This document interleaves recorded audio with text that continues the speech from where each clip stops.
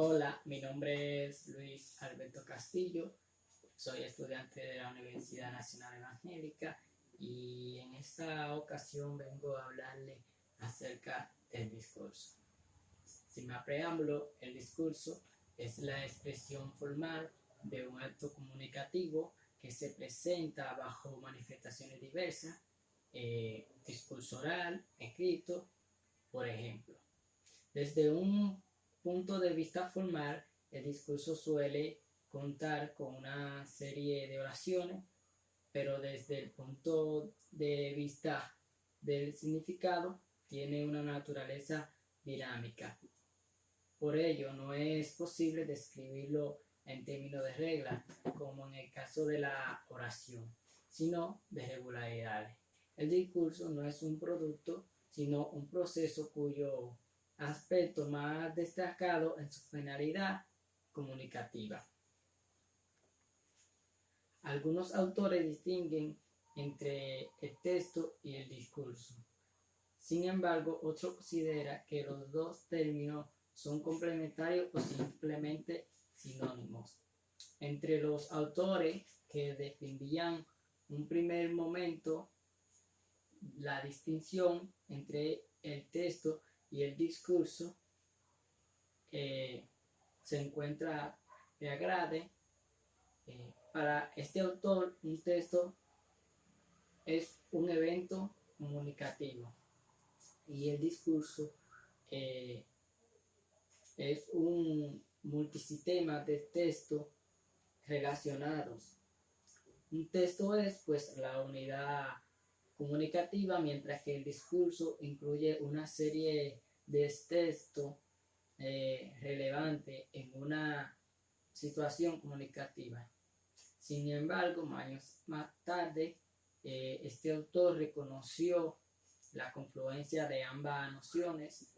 Es difícil aceptar, como se pensaba en los inicios de la lingüística del texto, la propuesta de la teoría formal del texto, independientemente de sus condiciones de uso. Al considerar el discurso como un evento comunicativo, el principio que constituye la textualidad, y para que se cumpla esta propiedad, un discurso ha de incluir la siguiente característica. Primera característica es la cohesión. Sus diferentes proporciones han de conectarse según la regla de una determinada lengua. Pero, ¿qué es la cohesión? La cohesión no es más ni menos que una propiedad del discurso en la que intervienen tanto las reglas morfosintácticas de una lengua como las relaciones de tipo sistemático que se establece entre las diferentes oraciones que constituye un texto. La finalidad de la cohesión es asegurar la progresión temática o el menor esfuerzo de procedimientos en el proceso de enlazar las diferentes oraciones que componen un discurso. La otra característica es la coherencia. Debe ser aceptable por la parte de los interlocutores, informatividad, es decir, que aportan información nueva en mayor o menor grado. Pero, ¿qué es la coherencia? Son casi igual la coherencia y la cohesión. Digo, se escribe casi igual, pero tienen diferentes significados. Pues, una cohesión es una propiedad del discurso que nos permite entenderlo como una unidad comunicativa. Ellos suponen que la coherencia está ligada tanto a la interpretación como a la aceptabilidad por parte de los interlocutores. La coherencia depende de la cohesión, así como el contexto lingüístico, del entorno sociocultural, del principio de cooperación y de la máxima y del conocimiento enciclopédico. La otra característica es el contexto de situación e intelectualidad, con conexión adecuada con otros discursos anteriores. El contexto es el conocimiento del mundo necesario para comprender los mensajes de nuestros interlocutores. Todo enunciado se sitúa siempre en un contexto determinado. No es posible decir algo fuera de él. A continuación, yo le estaré presentando un cuadro comparativo del texto y del discurso. Lo tenemos hacia nuestra derecha. Sé que no se aprecia muy bien, pero se lo leeré para que lo entienda.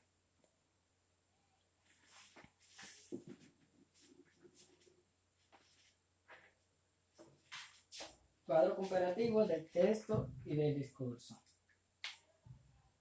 Texto, discurso.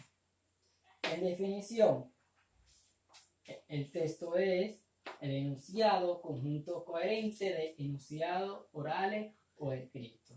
El discurso, su definición, es serie de palabras y frases empleadas para manifestar lo que se piensa o se siente. El texto es generador de significado, mientras que el discurso no genera significado y generalmente depende del contexto en que se desarrolla. El texto se caracteriza por tener tres funciones básicas: la comunicativa, la generadora de significado, como ya he dicho, y la hermenéutica. El discurso, la formulación implica la interacción interdependiente de cuatro aspectos: la enunciación, la frase, el uso y el contexto. El texto debe poseer los siguientes aspectos: presentación, propósito, registro y género.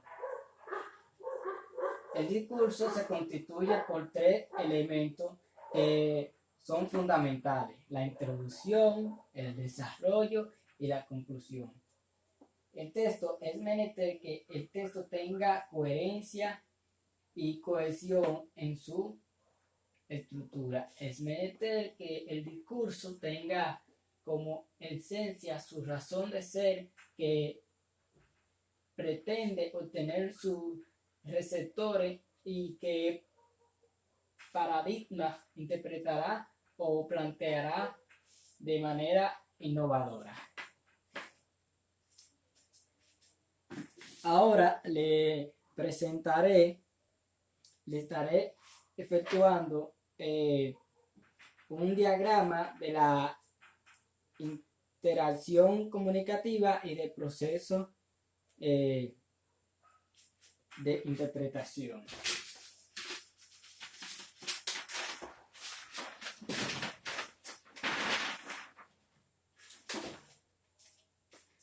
Comenzamos.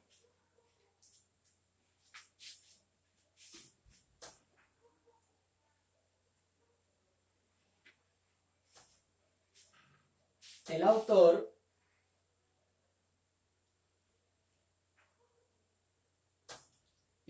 o destinatario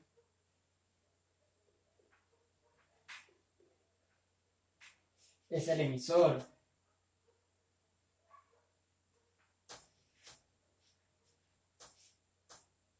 Es quien construye el texto.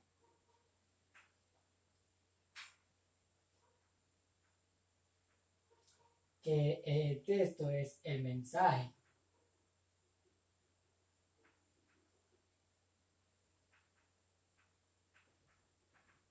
Pero también es el mismo que construye el discurso.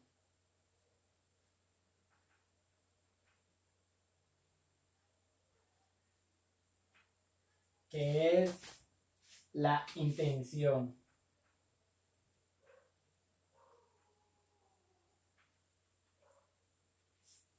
El texto va dirigido hacia el destinatario.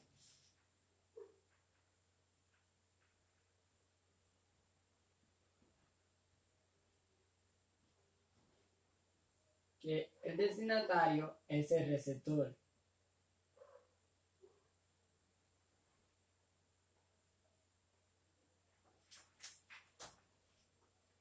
El destinatario es quien construye un análisis textual.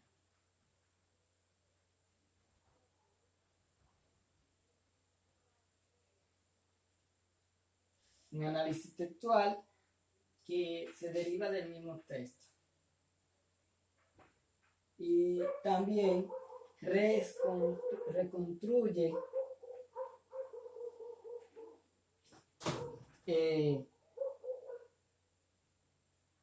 hermenéuticas.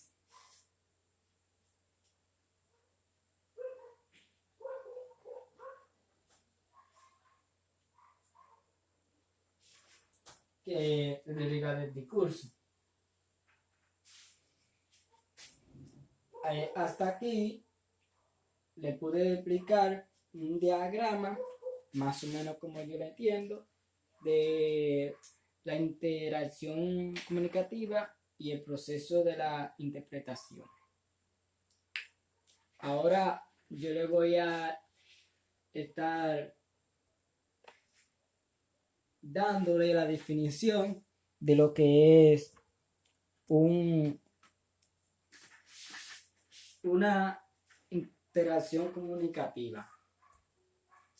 La interacción comunicativa es el propósito, la meta o finalidad por medio de su discurso o colectivo de los actores comunicativos. La intención modela el discurso del emisor, puesto que sus actos lingüísticos irán encaminando a lograr el propósito que se persigue, aunque sea de forma inconsciente, a la vez que también influye la interpretación del receptor. Cuando se pretende transmitir la información, se debe hacer mediante mensajes que deben tener cierta característica dependiendo del objetivo con que se emita. Por ejemplo, si se pretende convencer o disuadir a la persona, si se pretende informar o cuestionar o explicar. Para que el proceso se lleve a cabo de la manera adecuada es necesario tener clara la idea a transmitir, estructurar las ideas, seleccionar la palabra adecuada para su transmisión, que tanto el emisor y el receptor posean un código común mediante el cual el primero codifica y el segundo decodifica el mensaje. Ya para concluir, le voy a estar definiendo lo que es la semiótica y la hermenéutica, que son parte del discurso. La semiótica y la hermenéutica son aproximaciones disciplinares que tienen un objetivo común, el lenguaje del hombre, mientras que la semionética estudia los signos, la hermenéutica se enfoca en la interpretación de esto. No obstante, se puede hablar de una o omitir a la otra porque dependen mutuamente entre sí. Uno de los errores más comunes es separar esta disciplina y trasladar desde campo ajeno la misma. El análisis estructural constituye una etapa a la interpretación general y analítica que da a partir de sus signos, dado del mismo modo es posible ubicar la explicación y la comprensión del lenguaje.